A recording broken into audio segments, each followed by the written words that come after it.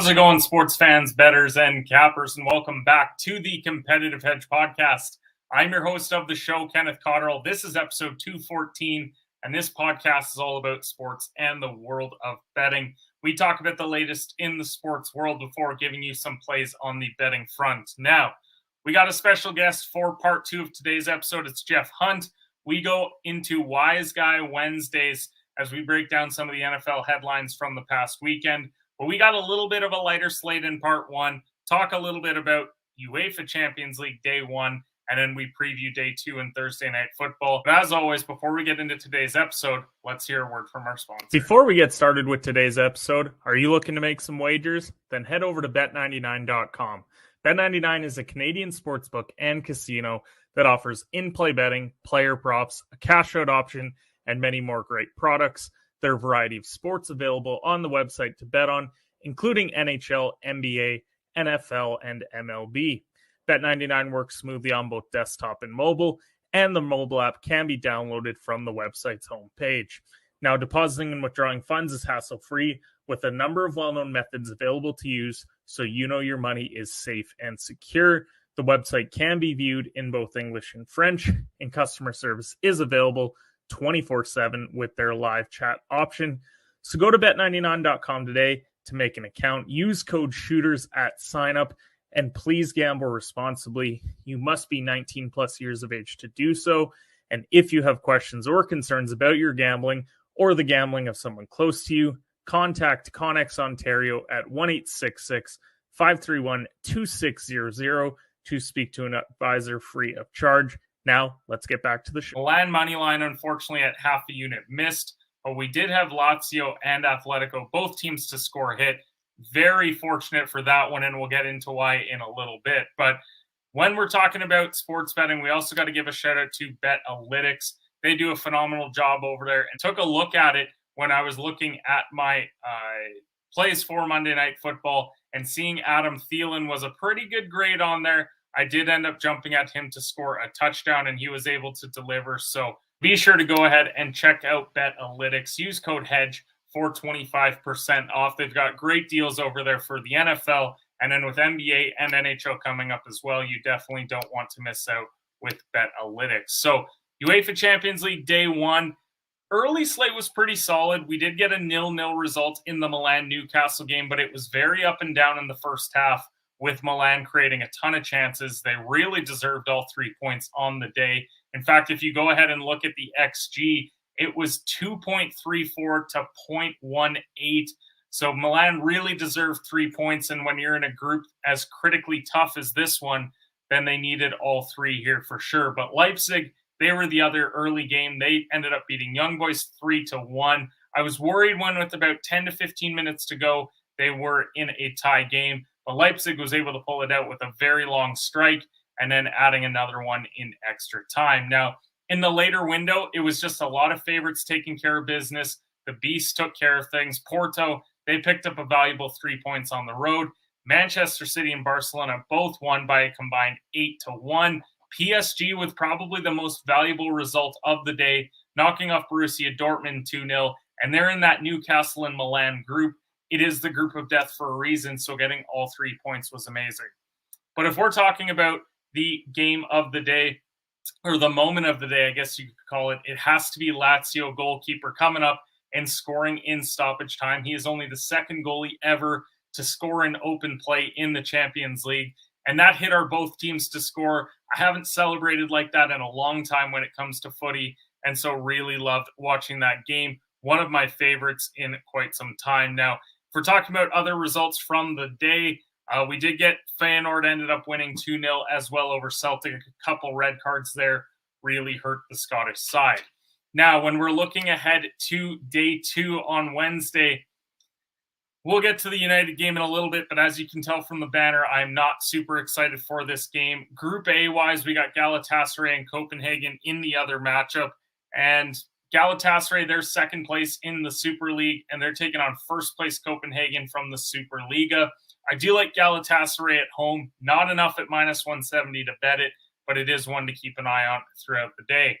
Group C, we've got Real Madrid minus 250 taking on Union Berlin. I think that one has the potential to be a bit of a blowout, although I have been reading a lot on Union Berlin maybe being a little bit stronger than they're getting credit for from the Bundesliga. So at minus 250, I'm a little bit too scared to take Madrid. I know that they always perform well in the Champions League, but this may be a watch and see. Maybe Berlin is one of those sneaky teams that could come out of this group, but when you got Napoli in there, it could be a little bit tough. Then you got Sevilla -1 taking on Lens at plus 305. Second best team in Group B taking on likely the bottom with Lens. But Sevilla have not been out to the best start when it comes to Spanish soccer this year. So it does leave a little bit to be desired. And when I see minus 110, I do get a little bit concerned about whether or not they're going to be able to pull through. So 17th place in the table in Spain does not inspire a lot of confidence for me to bet this game. Then you got Benfica minus 240 against Salzburg at plus 600. Benfica sit fourth in Portugal, and they're taking on first place in the Austrian Bundesliga. I may look at a spread here with Salzburg. I think that they're getting a little bit undervalued here.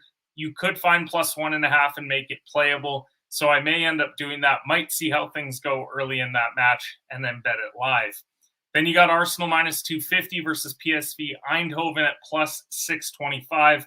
I'm inclined to take Arsenal here. This is their first trip to the Champions League in a little bit of time, but I do think that they are the better side, despite the fact that Eindhoven are first place in the Eredivisie. Then you got SC Braga, who are plus 325 versus Napoli at minus 125. This is my favorite one of the game. You got the 8th place team in Portugal taking on the Serie A juggernaut. I faced that Porto game yesterday, and I decided not to play it. Now I'm looking at a road matchup like this, and I think Napoli is going to take all three. I think that if I'm looking at a play on the day, it's going to be that one. And then Real Sociedad plus 205 taking on Inter Milan at plus 140. If Napoli's the Serie A juggernaut, then Inter Milan is right there with them. And at plus 140 on the road for the first place team in Italy, taking on the 11th place team from Spain, I think you could have some potential value there as well. And then when we get into Thursday night football, early lines out right now have the Giants at plus 10 versus San Francisco. Saquon, original reports were he's going to be out 3 weeks. Now Dayball's suddenly saying that he might play. I think it's a crock of shit. And quite frankly, I think that Dayball should be fired if he starts Saquon in this game. Ayuk is questionable on the San Fran side, but they do still have a lot of guys in that lineup. Shoulder issues as well. I don't know if you want to risk it. I think this one is not going to be relatively close. So I would be looking at San Francisco if you're going to play anything for Thursday night football. But our official plays for the Champions League for today are coming up now in our last call picks segment. This is sponsored by Last Mountain Distillery. And before we give you our official plays, let's play the video.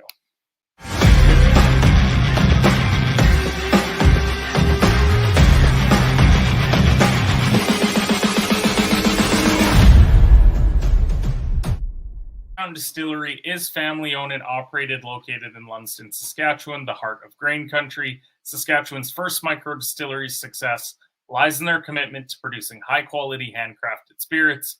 Their craft distilling process brings out the full flavor of the grain and leaves a smooth finish unlike any other. Check out their local vodka, dill pickle vodka, and their old-fashioned, to name a few. Really love the support from the local company. That is Last Mountain Distillery. But I think we've already hinted at it with our Champions League plays. I really like Napoli moneyline at minus 125. I'm going to play that for a full unit. And in my half unit play, I'm going to play Inter Milan You would think that I'm an Italian fan with 3 of my first 4 picks of Champions League action being Italian clubs, but I think Napoli win, Milan win, and they both get rolling in the Champions League. But really appreciate everyone that gave today's show a listen. Stay tuned for part 2 with Jeff Hunt. We get into a ton of really fun topics, and we really appreciate you guys as always. Welcome back to the Competitive Hedge podcast. It is part 2 of episode 214, and I'm joined today by must be an absolutely thrilled Miami Dolphins fan, that being Jeff Hunt. We're talking about a 2-0 Dolphins team, where when we did the AFC East preview, we said the Jets aren't it. Well, Rodgers obviously going down. That helps a little bit with that take. But how you feeling about your Dolphins, Jeff?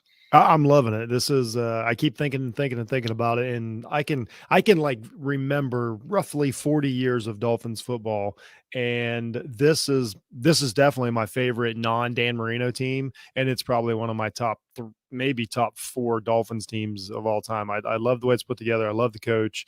I love where they're going. I love beating New England at New England.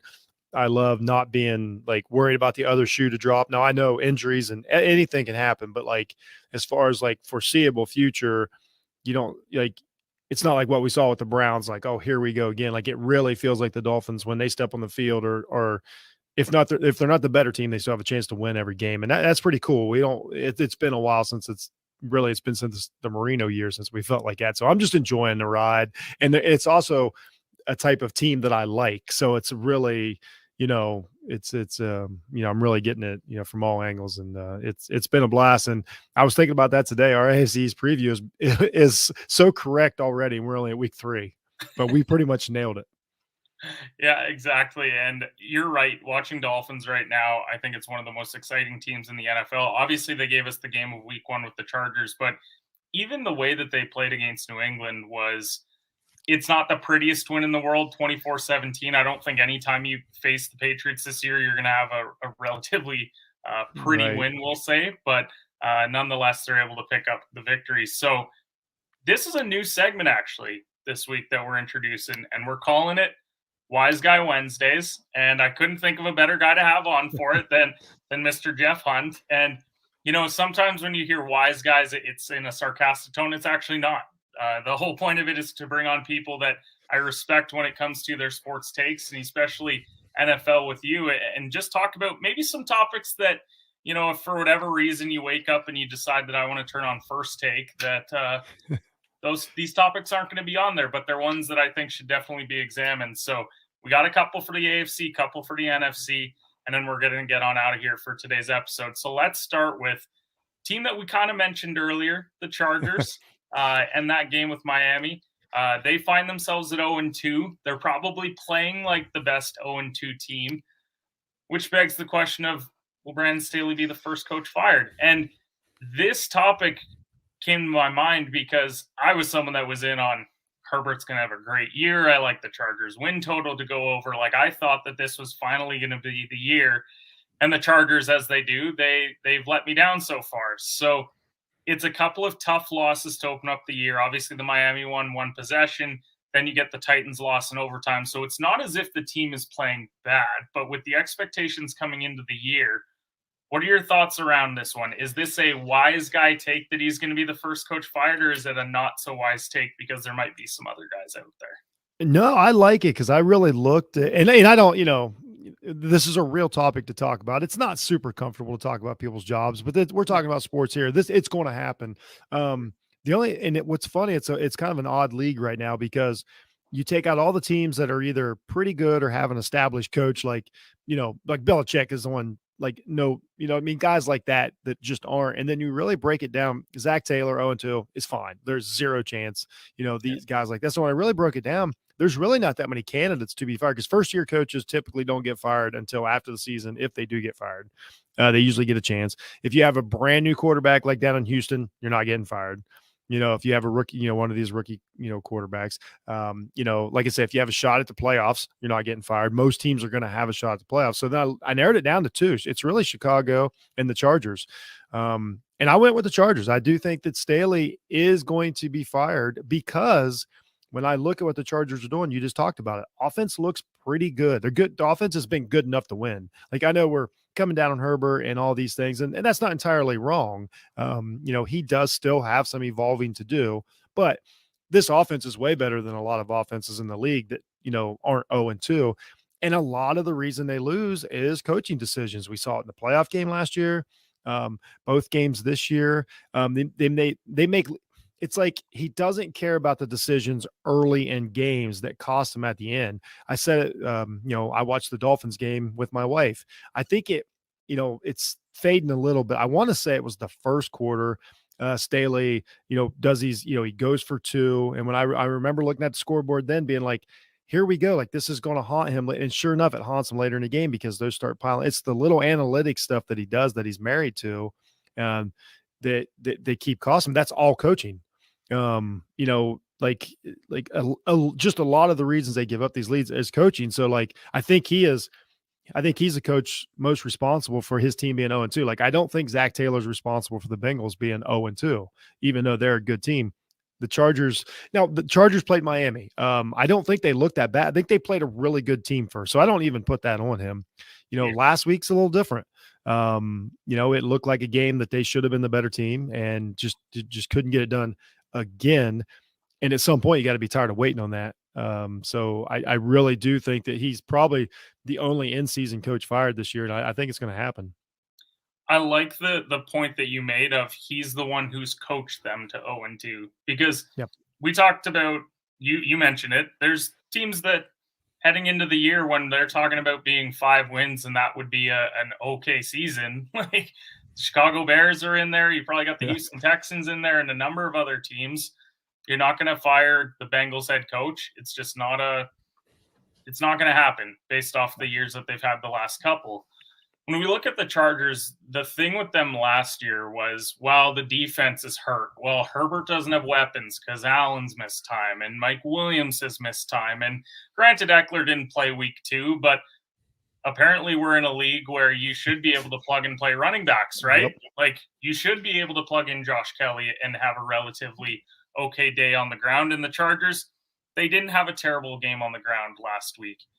Herbert's not playing at a poor level either. That's what's so strange about this team to me, is that you look at the numbers and he's actually playing quite well with Kellen Moore calling plays.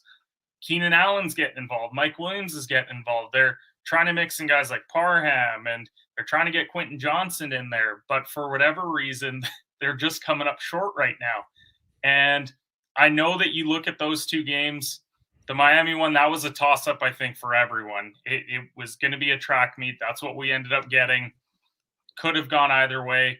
You look at that Titans game, I was on the Chargers last week, but road game against a Mike Vrabel coach football team. And quite frankly, just Mike Vrabel outcoached Brandon Staley last week. And 100%. That's why you have to talk about Mike McDaniel outcoached Brandon Staley week 1. So if you're going to be in that elite AFC conversation, and they should be, they've made plenty of moves to put themselves in a position, whether it was getting Khalil Mack a couple of years ago, they still got Bosa, they've still got plenty of playmakers on that defense, yet they find themselves at 0-2. Now, I'm trying not to panic too hard for Charger fans, because I actually have a few buddies of mine up here that are Charger fans, but I start going down the schedule, and you better figure it out the next couple of weeks, because you're welcoming the Minnesota Vikings, you're going to the Minnesota Vikings. Not a great defense. So Herbert should continue to play at a high level against that team. That's the game right there you got to circle. Like, at this point, the Chargers are better, should beat the Minnesota Vikings. There should be no question. I mean, in my opinion, it should be no questions asked. If you're going to be who we think you're going to be as a Chargers, that might be the game. That might be the game we're talking about the next day we're having this conversation. And then you have the Raiders. Divisional games can go either way, but that being said, the following 2 weeks, we're talking about the Kansas City Chiefs and Dallas Cowboys. So you better not let it slip, because then you're asking them to go in and win at Arrowhead, to welcome that Cowboys defense and win. We saw how elite they've been the first couple weeks. You start to get worried about it, that what if they start 1-3 and then suddenly they drop those games? Now we're at 1-5, and then this is a very real reality that he doesn't see Thanksgiving being the Chargers head coach. So I thought that it was a fair take to at the very least bring up, because the Bears head coach, I mean, as much as Justin Fields has missed some throws, Yeah. and he's maybe held onto the ball too long, they have also had some horrendous play calls. They called the same play 3 times in a row on Sunday, and that's just inexcusable. So, they're the worst team I've watched this year. None of it, what they're doing is making sense. They need a complete restart, and that's another reason why. Why would you fire a bad coach if you want Caleb Williams? Like yeah. I'm sure you might have saw it the other day. I tweeted first thing after that Chicago game was I feel bad for Caleb Williams because like this is going to be a mess. I might have even brought it up on Overreaction Monday, but like that he's staring at this, and there's the future. It's not like one of these teams to where like they've got all these building blocks and you can step in and be good. They're a mess. That roster doesn't make sense. Fields has to go get. I don't know what's going to happen, but I think it's just done. They're a mess. But again, they're not going to fire their coach because why? What good would it possibly do except unless it just made you feel better as an owner just to do it? It might be the only reason you fire him. But again, if we're talking about first coach, I think we're looking at Staley. We're potentially looking at the Bears, as we mentioned. I think it would have to get really ugly for some of these other teams. Like it'd have to be a lose the locker room entirely situation, or an off the field situation. Yeah, or off the field. But that was kind of my thoughts around Staley. Now, speaking of the AFC, let's head over to a division that I'm sure that people didn't view it as a spectacular top to bottom division to start the year. And that was the AFC South because everyone loves Trevor Lawrence. He's heading into his 3rd year, I believe, 4th year. And him and Fields are in year 3. Yeah, so 3rd year, then you've got Will Levis and Malik Willis not playing in Tennessee because Ryan Tannehill's still there. And then you got a couple of rookie QBs. You've got CJ Stroud, some pretty limited weapons, but honestly, they've at least fought the first couple weeks. I'll give them that much. And the Colts coming off having a TV analyst as their head coach last year. So the thought process for me was how many franchise quarterbacks are there? Because what I was hearing after Sunday was, man, Richardson looked great until he had the concussion. Hopefully he's going to be all right. CJ Stroud, man, he looks comfortable in Houston. So how many franchise quarterbacks for you, from what you've seen in a pretty limited amount of time for a few of these guys, actually exist in this division? So like I'm going to call a franchise quarterback a quarterback that like doesn't necessarily, I'm not going to say that a guy is going to be there 12 years and win 2 Super Bowls. I'm saying a franchise quarterback is like, you're not looking for another quarterback for, we'll say 8 years. Like I'll put it this way. This is a great example. David Carr was a franchise quarterback for the Raiders. Like that's how. Yeah. Andy Dalton. So I'll say 3. I know like Lawrence has these ups and downs. Again, he has growing to do, but his potential so good, and we've seen not just his potential, but we've seen him fulfill it. When he's good, he's really good. I have no doubts that he'll keep working and he's going to be fine down there. I do believe that Stroud could be a franchise quarterback. Just keep the offense the way it is. You're in that dome. Do I think he's going to win 13 games in a year? Probably not. But do I think he can win you 9 to 10, for several seasons? I do. I think he's a professional quarterback. I think that's what he wants to be, is again, David Carr. That's just who I think of when I see these guys. And then I'll say Richardson is, mainly because I got to give the benefit of the doubt to, like, we've seen him play for a game and a half. Again, he's in a dome in that conference. He's got all the tools. Guys like that don't come in the league as often as people think they do. It's hard to find Brock Purdy's of the world. You got to get so fortunate. I won't say lucky, but fortunate that it works out. Tennessee, I don't think, my gut feeling is, out of all 3 quarterbacks, that's not who's the next in line. Tannehill is fighting for it, but obviously he's at the end of the road, and especially with the money and all that. I never thought. I guess Willis, I don't know. I would assume he would be the quarterback now if he was going to. I really liked him coming out of college, but when a guy doesn't play and he could, that concerns me. Sort of like what we had out there in San Francisco. And Levis. I didn't see it in college, and I don't see it now. I'm not gonna all of a sudden be like, oh yeah, this guy that I didn't think could be an NFL quarterback is going to be a franchise quarterback. And there's just no way that you're going to have 4 franchise quarterbacks in one division. 3 is being kind, and 2 I'm fairly confident in. And Richardson, I just haven't seen enough, but when he looks good, I'm like, that looks great. So, and I think we've come to a different time, not to spill off too far here, but like, I've seen Tua go through this.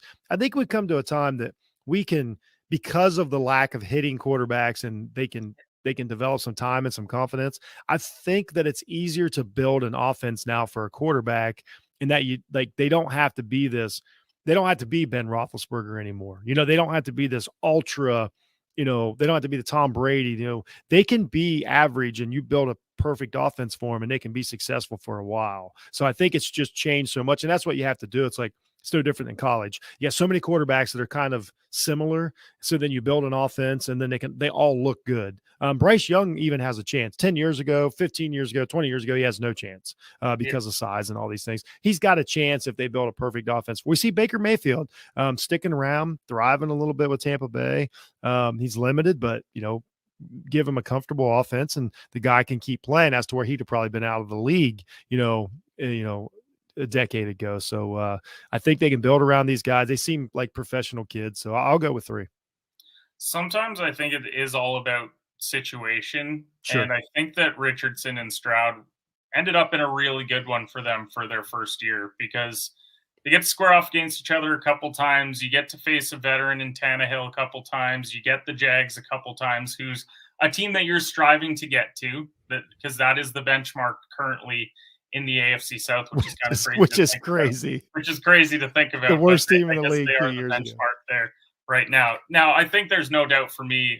I'm not Chris LeBron. I actually think that Trevor Lawrence is it. I think that he is a guy that. Yeah. Did he have a bad game on Sunday? Yes. Did he play well the week prior against the Colts? Yes, he did. So I think that you give a quarterback 1 or 2 of those starts a year, and he's still a franchise quarterback. And I think that they see it. You're talking about them building a perfect offense around a guy like that, getting Calvin Ridley, Christian Kirk there, Zay Jones is out there, Evan Ingram. Like, they've added the pieces. They've started to add the O-line. They're trying to do kind of a dual back thing there with Etienne and Big Speed. But again, as you said, in the league today, you can build an offense around a quarterback. Especially one that's that athletic and that good. Like, Yeah. he's got a lot of tools to build around. He kind of reminds me, like, it's no different than like when Russell Wilson came into Cincinnati, or Seattle, my bad. I think Lawrence could be that. Like, you can build an offense to his skill set that can be awesome, and he could be awesome for 8 years. That's kind of my comparison would be, is to like when Wilson came in, you're like, okay, this guy can do a ton of stuff. Let's help him, and then the rest is history. For years for him, I think Baldwin and Lockett, and then they added DK. Yep. They've done what they could there for him when he was in Seattle. And then when we're talking about the 2 young guys, Richardson, for me, it's unfortunate, because I really would have liked to see that offense with a back like Jonathan Taylor there. Yeah. And I think that it had the potential to make the Colts maybe a little bit of a sleeper in the AFC. I think once JT wasn't a go, I like Michael Pittman. I don't think that the rest of the weapons are truly there for him to succeed from a passing perspective. He's got the athletic gifts. We've already seen that. He had 3 rushing touchdowns in 6 quarters of football. So very clearly he has those athletic gifts.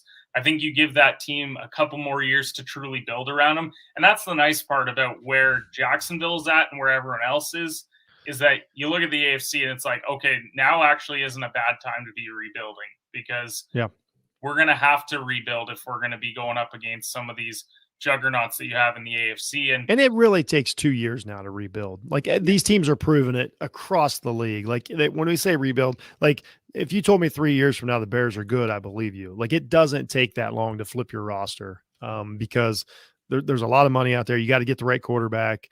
I think Jacksonville is going to be really good by the end of the year, pretty good. Their offense, trying to figure out what they're doing with the running back situation and stuff. Sometimes I feel like it's a little confusing and kind of stunts it a little bit, but I think they're going to figure it out. And then if they get to that playoff form, I thought in the playoffs they were great last year. Should have beat the Chiefs. Like, we all know it. Yeah. I thought they were great. And if they'll get to that form by September, we know that's preseason NFL. It really is. And then when we're talking about the other two, I like what Houston's doing. I like that, you know what, they said draft a quarterback the year prior. They said, you know what, we're actually just going to go with Davis Mills for another year. Let's try and just build the rest of the roster a bit. The weapons aren't big names, but I mean, you even look like a guy that they drafted in Tank Dell. He had a really good game on Sunday. You got Nico Collins there, who's been very solid for them. I think they're starting to get there. Damian Pierce being the lead back there, I think, is a nice piece. But the rest of the roster just has to catch up a little bit. It'll take a couple years to do it. I think Stroud he's going to still perform at the very least. And I think he's shown that through the first couple of weeks. And then when you look at the Titans, it feels very Mariota-like of last year with Tannehill still being there. Yeah. Where you've got Ritter sitting there, except now you have two Desmond Ritters sitting there. Oddly It's enough. it's the weirdest quarterback situation in the league. Quarterback room. And I would assume as well that they're going to go to Willis to see what he has before they turn to Levis. But I wouldn't be shocked if all three of them started like 5 or 6 games this year. Like you get Tannehill, they get to a 1-4, 2-3 situation, maybe 2-4. Then you decide to go to Willis. Maybe he's not it. Now you look at Levis, and then from there, then you're going to have to make a decision because, again, they're a very well coached football team, and I think that it's very Belichick-like. Obviously, Vrabel being under Belichick for so long, he probably learned 100%. A few things, but he plays teams tight. He knows what his strengths are in that offense. I like Treylon Burks a lot. I think that he has the potential to have a bit of a breakout year for them, along with D-Hop. So I think that the pieces are there for them to at least evaluate what they have in that quarterback room. It's just, do we see enough snaps of them to truly get that opportunity throughout the year? But the thing about Vrabel, like, and we know this about him, he definitely is or should be and will be and thinks of himself as like go for a Super Bowl every year coach. So like he also may just not care about the quarterback situation. Like it's very possible. Like if you told me that, because they're going to pick up, they might pick up 5 wins in the AFC South. So now like you only got to steal 5 more wins and you're in playoff contention. If he's in playoff contention and Tannehill's playing decent like he did the other, Sunday, Vrabel's going to go for it. You know what I mean? He's not going to throw it. As to where Houston's in the advantage of like, we're going to let Stroud cook. We do not care if we win or lose the game. And I think that is a proper way if you're going to start a quarterback early to let him do it. Like tell him, hey, do not worry about what the defense does. Do not worry about this and that. As long as everybody's on the same game plan, he's going to learn how to throw the ball a lot. We lose that skill set in the NFL. We think these guys come in and since they can throw it really well coming out of college, then we never have to worry about the throwing the ball. The NFL speeds up, especially, coming out of Ohio State to where, your receivers are open by 10 yards a lot. Not that he didn't make super tight throws, trust me, but you know what I'm saying? So like sometimes just reps. It's no different. Like, we watch so much NBA. Sometimes, you're on a bad team, get that young guy in there, let him go. Like shoot, young man, learn how to shoot in the NBA, learn how to score. Because in 3 years from now, Malik Monk or whatever, it's going to pay off. Yeah. And so just let Stroud go. And in 3 years, you build a defense and you might have something. When they try to harness these young quarterbacks, or what they did with Fields is like, oh, go out there and do it any way possible. You're not learning anything. And then you still have a bad team and an undeveloped quarterback. So man, let them rip. Take your losses, get another draft pick. Detrimental. I think we even see it with Fields where he's just looking over his shoulder the whole time and playing with zero confidence right now. He has no idea what's going on. And to the Vrabel point as well, I think that's what makes it so much more confusing why they drafted Will Levis as well. It doesn't make any sense. Because if we're talking about Vrabel, and I agree, I think he wants to win every single year, and he wants to win a Super Bowl every single year, he realizes, man, like Tannehill, he can be good. He actually was pretty good against the Chargers, but he can also look like he did against the Saints. And if we mix in a couple more Saints performances, then I might have to go to that young guy. And that's going to be a tough reality for him, I think, if they do turn that way, because the second they decide that Tannehill is no longer it, like he's gone. There's no way that you can 100%, show Willis, show Levis, and then you go, you know what? Next year we're going back to Tannehill. Like, it'll be weird. That decision, then the Band-Aid's off. It'll be weird if Vrabel has to play with a developing quarterback. It's going to be a bad mix. We'll see, but he just ain't that dude. Yeah, he's definitely not. And so let's move over to the NFC. And We were talking about some of the 0-2 teams, some of the teams maybe that have some young QBs in the room. But we've got a young QB in a room that finds himself at 2-0, and that's the Washington Commanders. And I think it begs the question, are the Washington Commanders actually a good football team? Now, context is everything. We saw a couple of years ago the Broncos started 3-0, and we were like, what the hell? The Broncos are good, and then they finished with like 5 wins. Now, I don't think that it's that bad here. I think that you beat Denver in Mile High. It's never easy to go and win in Denver. You played Arizona in not a great performance, but you pick up the win nonetheless. Both wins are That by less Arizona than a wins touchdown. aging well. Yeah.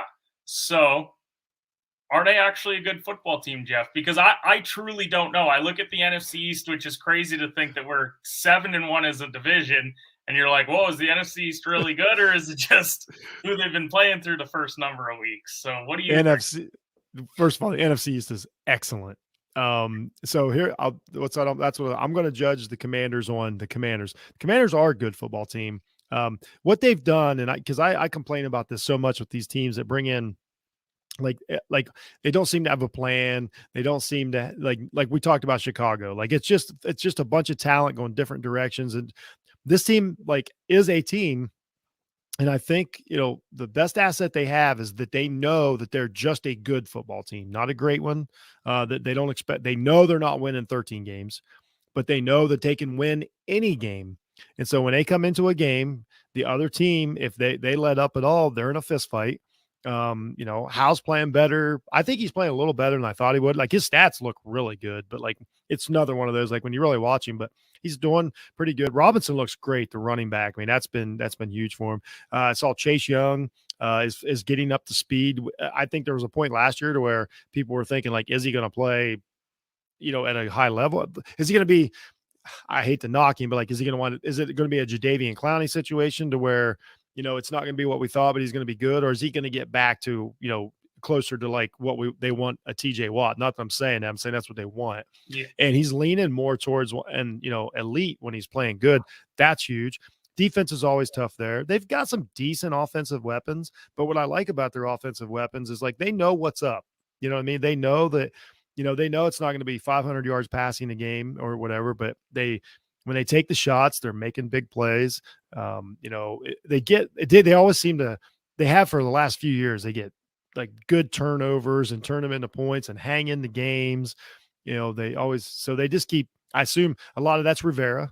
I don't think he's a great NFL coach, but his teams seldom get embarrassed. They always look like they're professional football players out there and have a plan. I think they are good. I mean, the problem with the Commanders have is that they're a good team and a great division. I really think this division is great. It's almost historically great from top. It's rare to have 4 teams that are this good. The Giants are a better team than we saw. The top, Eagles and Dallas are really good, really, really. So the Commanders are going to lose probably four games in their division. If they have even on 2 wins in that division would be good. And they could still have 4 losses just in their division. It's just going to be hard to scrape together enough wins, but they're going to be fighting for 9-10 wins. It's going to come down to the last couple of weeks of the season. They're going to have a shot at a wild card spot. Assuming everybody's healthy, which we're assuming that about everybody. So I will say they are the top half football team. For sure. They're just professionals. They look like they go out there and just they kind of remind, Tennessee is a great example. Yeah. This team shows up and they're going to play the game and they're going to take it serious and they're not going to pout. They're not going to give up. They're going to try to win. They're going to try to win each game they play. And they're going to wind up scraping up. I'm thinking 9 wins at this point. I think the problem for me with Washington is the narrative over the last couple of years has been more about what was off the field than what actually they've been doing behind the scenes. Because I was more impressed with their offense than I was heading into the season. And they've got 7 guys with over 50 yards receiving to start the year. They spread out the ball. They've got the 2 backs with Gibson and Robinson. I didn't know what to think of Sam Howell, but it's such limited action that's why I couldn't go in on the Commanders this year, because until I see it, and it's the most important position in football, I just had to see it first. Now, seeing him through a couple of weeks, I think he looks like a slight upgrade from Taylor Heineke, and we know what Taylor Heineke took them to, which was nearly the playoffs. Yeah. So you've got an improved defense, you've got a lot of weapons there. And I think that they're a good football team. And yeah, they are like the Titans of the NFC. They are unfortunately in the NFC East. But when I look at the rest of the conference, why can't they be the seventh team that gets in? That's We've where talked I've got all them. I got season about there's a Yeah. few teams that we feel pretty comfortable, like it's the San Frans, the Dallases, the Phillies. Like those are 3 of the 7. Like unless something drastic happens, those 3 teams are in. Now, who are the remaining 4 teams? And through a couple of weeks, it's tough to argue that they haven't been one of the top 4 NFC teams in the conference. And I'm interested by this one. I think that they're going to be a fun team to watch. I think it's going to be a great evaluation week because they get Buffalo this week. They're at home. Yeah. They're near touchdown dogs. I think they have a great chance to cover that spread. I think they have a great chance to put up a fight, maybe scrap out a win. And then suddenly in a week's time, we're like, wow, the Washington Commanders just beat the Buffalo Bills. Yeah, I should have brought up they have to play the AFC East also. It's brutal for the NFC East and AFC East this year. Like they're going to beat each other up, and then we're going to see a team like Tampa Bay. They're going to be fighting with Washington, the Rams, Seattle. They're going to be fighting for those last couple wild card spots. But a really good team is going to miss out just because the schedule is just nasty. If you're in the NFC East or the AFC East and you get double digit wins, you beat some really good teams along the way. That's just the way it works out. You are the definition of battle tested. If you win 10 or 11 games, you are a battle tested team entering the playoffs, and you probably have a leg up on some of these teams that have had, you get the NFC East or whoever wins the AFC South, NFC South or NFC North, then you feel a lot better about it. So, I mean, Washington would be the best team in the AFC South or the NFC South, right? At this point, through 2 weeks. Through 2 weeks. So let's talk about the NFC South. We've got a team that's 2-0 after last night. They had a very unimpressive win over the Titans, 16-15. Probably, there's been a few ugly games to start the year, but it's probably in the top 5. That first game against the Titans, it was tough to watch. And then they scrap it out and get a road divisional win. And I think what's confusing for me is what is wrong with this Saints offense. And people will point to Derek Carr. And Carr's been fine to start the year. He hasn't been great. You've got a practice squad running back that just had 2 touchdowns last night in Tony Jones. I'm super fired up for him. That's awesome to be able to step up on a Monday nighter and potentially earn your keep for the next little while. Yeah, he didn't help out the running backs of the league last night, did he? No, he definitely didn't.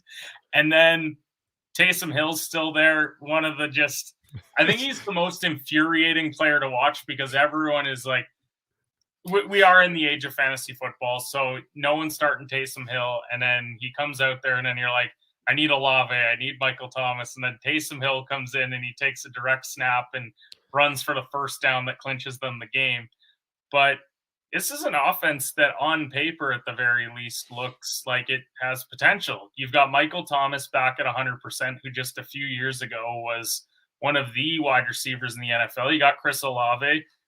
You're one more week away from getting Alvin Kamara back as well.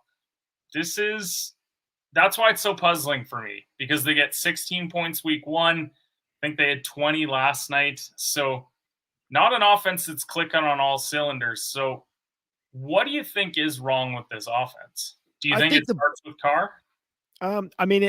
I'll say it starts with Carr just because he runs the offense. He's playing as good as he played last year.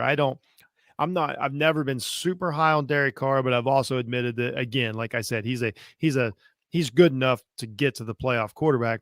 What I really see is, and I don't do a deep dive into the Saints offensive coordinator, but their offense just doesn't look modern. To me, first of all, it doesn't look like there's any continuity between, it almost looks like a kid playing Madden. It's like the plays don't make any sense back to back. To me, It's just kind of feels like, hey, let's just guess and see if this one works. And if that doesn't work, I think Michael Thomas is a problem. Something doesn't feel right. It's been like this for a few years. Something doesn't feel right when he's in the game. I don't know. I didn't ever expect him to come back to the Saints. I thought there was a problem there because there was it's hard to remember now, but a few years ago when these injuries started, there was a big question about if he was injured or not. I don't know if Yeah. kind of Oh, recall I that, and remember the that. contract stuff. Um, he feels like one of these old fashioned wide receivers that just makes it hard for the rest of the team. I'm not sure. I would have no idea if that's accurate. It shouldn't feel that clunky with a receiver that good out there.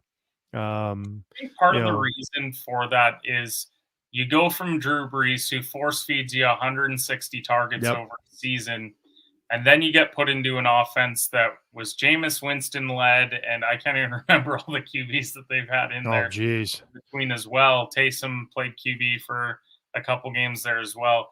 And then suddenly your target share dips by half. And Yeah. then, I mean, there is an ego that goes along with you or a Madden 99 guy. Yep. They were saying you're better than Julio Jones. And we are all like, I mean, he caught more passes than Julio, but they were a Yeah. lot of 7-yard in routes. So I think that's probably played a little bit of a role in that. And I remember he's hurt, and it's like, well, he's walking up and down the sidelines, and I Yep. don't know, feels like he could go. And then last year with the Jameis situation, he was in and out, and He wanted no part of playing with Jameis. which I love the video today of just showing him welcoming all of his teammates into the locker room. They had the video of him.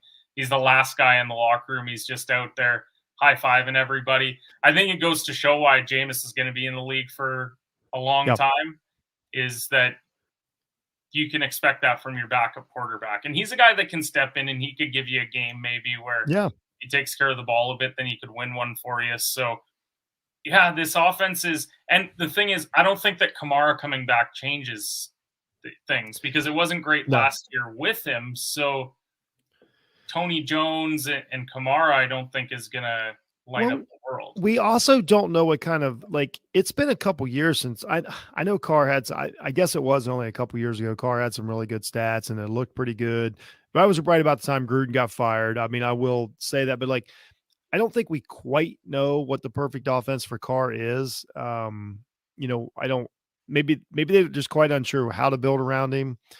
Maybe it's not the type of receivers they need. It just feels like, I mean, the biggest play last night was, the one-handed catch by Olave. Great throw, but that's also inches from just being a long incompletion. I get nervous when teams don't have open receivers. Like there's a breakdown when your receivers aren't open. It's either the receivers or it's the scheme. It just doesn't seem like they work to make space. Then out of nowhere, they just kind of hand it to a running back. I don't know. It's just kind of a stale offense. There's a few of those around the league right now, but New Orleans shouldn't be one of them. And again, it's week 2. Yeah. I And I get think it. that's the thing is I think it may be solvable because we've got 2 weeks of Derek Carr in a brand new system. Yeah. But I'm not sure what the system is, though. I really don't know. no, I don't either. And you talk about it's either the guys aren't getting open or it's the scheme. And it's like, well, got Chris Olave on the field. I've never really seen him have an issue getting open until now. So yeah, I do get a little bit concerned about that. I think they're going to be a fascinating team to watch. Quite frankly, it's a fascinating division to watch. yeah. Their defense is solid, so they're going to be all right, but and it'll probably get better. But I don't know. Carr's just one of these guys. He's great at the podium. He's great at the press conference afterwards and coming up with all these reasons. He does everything, but then when you watch him on the field, there's just always been something missing. I mean, he's a bit of a throwback quarterback. It's awesome tank tops. It's really, really cool pregame stuff. I get it. Great speeches, says all the right stuff. Some real candid Tim Tebow-esque speeches sometimes from Carr. Yeah. I'm sure he's a great teammate to have, but there's limitations as a quarterback, but we don't care as much about him because he acts so much like a Tom Brady that he's just not. But like, you're like, man, this guy, he really plays the role, and that's kind of what he's doing. As you know, as the player, we're so hard on guys like Lamar Jackson who are a little awkward and a little weird, but they're really much better quarterbacks. You know, there's a perception out there, so maybe we're just expecting too much out of Carr. And honestly, I think part of that comes back to they've done it so much more in their career. Like when Lamar plays bad, he just steps up and says, like, I got to be better. Yeah. But when you're Derek Carr and for half your career, you've had to step up there and talk about either why you cost them the game or why you probably hindered them from winning, then you're a little bit more well-versed when it comes to trying to explain why you need to keep your job. And again, we're not saying they're a bad team. We're just asking what's wrong with the offense. They're just at the end of the day, we're talking about a 2-0 football team. 2-0 in that division, you're good. But you're winning division. When you're 2 games into the season, every take that you have is going to feel like an overreaction, and then we're going to look back in the middle of October and be like, Saints just hung 35 on a team. I think that offense is going to be just fine. I'm wondering if they let Carr cut off his shoulder pads to really like let expose some biceps, if he would play better. I wonder if his jersey is too constricting. I think his arms are too big. I do think that the podcast episode today is Jeff loves tank tops, and I think that there's really no alternative of what we're going to name episode 214. So, as always, Jeff, I love having you on the show. Appreciate you coming on. Are we still calling you retired at this point? This is back-to-back nights. You're doing a double header. You're playing more than Kawhi Leonard has. So I'm like the guy that like retires, you know, from the mill or from the building cars or whatever, and then develops a hobby like working on a boat. And so then he spends like 30 hours a week working on a boat. So you know what I mean? So it's like he's enjoying it, but he won't commit and say that he's working, but he gets up every morning and goes out and works on a boat. It's kind of where I'm at right now. I picture you as the guy where everyone used to go to the coffee shop to have a coffee before they head off to work. And then Jeff retires, but he still goes to have that coffee. Guy was always the guys go to work and you go, see you guys later. Have a good day. See you tomorrow morning. That's where Jeff's at. Like around here, it's McDonald's. The retired guys go to McDonald's and hang out and drink coffee. Anytime you go there, they're there. Yeah, I like that. So that's where I'm at right now. I'm trying to figure out having a good time doing 2 or 3 shows a week with Locked On Buckeyes, the Off the Ball Network. You know, guys like you. I've got a horror movie podcast I just got invited to, so I'm not running out of things to do. But I can tell everybody this from experience. Being a guest is so much better than being a host. I miss my show, but man, I'm having a blast. But I got strict orders from my wife, much like a guy that retires and needs something to do. I get strict orders. I had to either shut up, shut the bleep up, or start podcasting more, because she was not my sounding board. She made it clear. So, I'm a good husband. I'm doing what my wife says. So here I am. I think that's why I podcast, because my wife can't stand listening to me talk about sports. You are correct, sir. Once you get into the winter time, you don't even want to go and meet a buddy at the bar. You're like, I'm just going to do a podcast. Yeah. Definitely Especially. Appreciate everyone that gave today's episode a listen. Be sure to check out those betting plays from early on in the show as well. We got some Champions League, and then we gave you a little Thursday Night Football play as well. But appreciate everyone that gave today's episode a listen, and we'll see you guys next